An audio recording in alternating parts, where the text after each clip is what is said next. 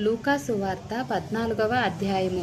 విశ్రాంతి దినమున ఆయన భోజనము చేయుటకు పరిసయ్యుల అధికారులలో ఒకని ఇంటిలోనికి వెళ్ళినప్పుడు ఆయన ఏమి చేయును అని వారాయనను కనిపెట్టుచుండిరి. అప్పుడు జలోదర రోగము గల ఒకడు ఆయన ఎదుట ఉండెను. యేసు విశ్రాంతి దినమున స్వస్థపరుచుట న్యాయమా కాదా అని ధర్మశాస్త్రోపదేశకులను పరిచయులను అడుగగా వారూరకుండిరి. అప్పుడు ఆయన వారిని చేరదీసి స్వస్థపరిచి పంపివేసి, మీలో ఎవని గాడిదైనను ఎద్దైనను గుంటలో పడిన ఎడల విశ్రాంతి దినమున దాన్ని పైకి తీయడా అని వారిని అడిగెను. ఈ మాటలకు వారు ఉత్తరము చెప్పలేకపోయిరి. పిలువబడిన వారు భోజన పంక్తిని అగ్రపీఠములు ఏర్పరచుకొనుట చూచి ఆయన వారితో ఈ ఉపమానము చెప్పెను. నిన్నెవరైనాను పెండ్లి విందుకు పిలిచినప్పుడు అగ్రపీఠం మీద కూర్చుండవద్దు. ఒకవేళ నీకంటే ఘనుడు అతని చేత పిలువబడగా నిన్నును అతని పిలిచిన వాడు వచ్చిన ఇతనికి చోటిమ్మని నీతో చెప్పును. అప్పుడు నీవు సిగ్గుపడి కడపటి చోటున కూర్చుండ సాగుదువు. అయితే నీవు పిలువబడినప్పుడు నిన్ను పిలిచిన వాడు వచ్చి, స్నేహితుడా, పై చోటికి పొమ్మని నీతో చెప్పులాగున నీవు పోయి కడపటి చోటున కూర్చుండుము. అప్పుడు నీతో కూడా కూర్చుండు వారందరి ఎదుట నీకు ఘనత కలుగును. తన్ను తాను హెచ్చించుకొను ప్రతివాడును తగ్గింపబడును, తన్ను తాను తగ్గించుకొను వాడు హెచ్చించబడును అని చెప్పెను. మరియు ఆయన తన్ను పిలిచిన వానితో ఇట్లనెను, నీవు పగటి విందైనను రాత్రి విందైనను చేయనప్పుడు నీ స్నేహితులనైనను నీ సహోదరులైనను నీ బంధువులనైనను ధనవంతులకు నీ పొరుగువారినైనను పిలువవద్దు. వారు ఒకవేళ నిన్ను మరలా పిలుతురు కనుక నీకు ప్రత్యుపకారము కలుగును. అయితే నీవు విందు చేయనప్పుడు బీదలను, అంగహీనులను, కుంటివాండ్రను, గుడ్డివాండ్రను పిలువుము. నీకు ప్రత్యుపకారము చేయుటకు వారికేమీయూ లేదు కనుక నీవు ధన్యుడు వగుదువు.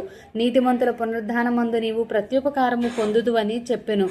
ఆయనతో కూడా భోజన పంక్తిని కూర్చుండిన వారిలో ఒకడు ఈ మాటలు విని, దేవుని రాజ్యములో భోజనము చేయువాడు ధన్యుడని ఆయనతో చెప్పగా ఆయన అతనితో ఇట్లనెను, ఒక మనుషుడు గొప్ప విందు చేయించి అనేకులను పిలిచెను. విందు కాలమందు అతడు ఇప్పుడు సిద్ధమై ఉన్నది రండని పిలువబడిన వారితో చెప్పుటకు తన దాసుని పంపెను. అయితే వారందరూ ఏక మనసుతో నెపములు చెప్పసాగిరి. మొదటివాడు, నేను ఒక పొలము కొని ఉన్నానన్ను, ఆవశ్యకముగా వెళ్ళి దాన్ని చూడవలను, నన్ను క్షమింపవలనని నిన్ను వేడుకొనుచున్నానన్ను. మరి ఒకడు, నేను 5 జతల ఎడ్లను కొని ఉన్నాను, వాటిని పరీక్షింప వెళ్ళుచున్నాను, నన్ను క్షమింపవలనని వేడుకొనుచున్నానన్ను.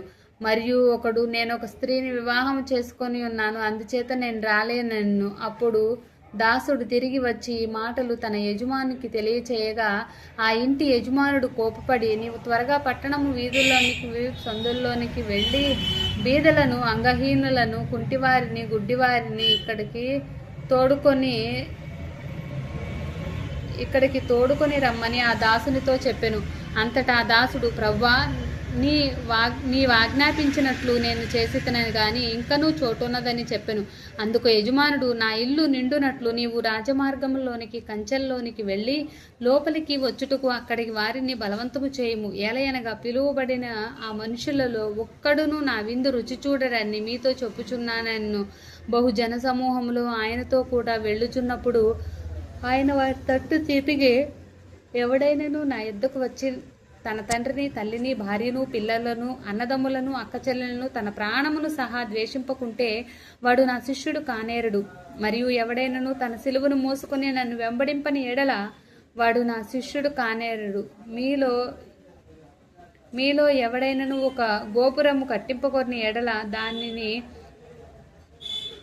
కొనసాగించుటకు కావలసినది తన యొద్ద ఉన్నదో లేదో అని కూర్చుండి తగులుబడి మొదట లెక్క చూచుకొనని ఎడల అతడు దాని పునాది వేసి ఒకవేళ దాన్ని కొనసాగింపలేకపోయినందున చూచువారందరూ, ఈ మనుషుడు కట్ట మొదలుపెట్టను గాని కొనసాగింపలేకపోయినని అతన్ని చూచి ఎగతాళి చేయుదురు. మరియు ఏ రాజైనను మరి ఒక రాజుతో యుద్ధం చేయనప్పుడు తన మీదకి 20,000 మందితో వచ్చు వారిని 10,000 మందితో ఎదిరింప శక్తి తనకు కలదో లేదో అని కూర్చుండి మొదట ఆలోచింపడా? శక్తి లేని ఎడల అతడింకనూ దూరముగా ఉన్నప్పుడే రాయబారము పంపి సమాధానం చేసుకొనుచును గదా. ఆ ప్రకారమే మీలో తనకు కలిగినదంతయు విడిచిపెట్టని వాడు నా శిష్యుడు కానేరడు. ఉప్పు మంచిదే గాని ఉప్పు నిస్సారమైతే దేని వలన దానికి సారము కలుగును? అది భూమికైనను ఎరువుకైనను పనికిరాదు. కనుక దానిని బయట పారవేయుదురు. వినుటకు చెవులు గలవాడు వినుగాక అని వారితో చెప్పెను. ఆమేన్.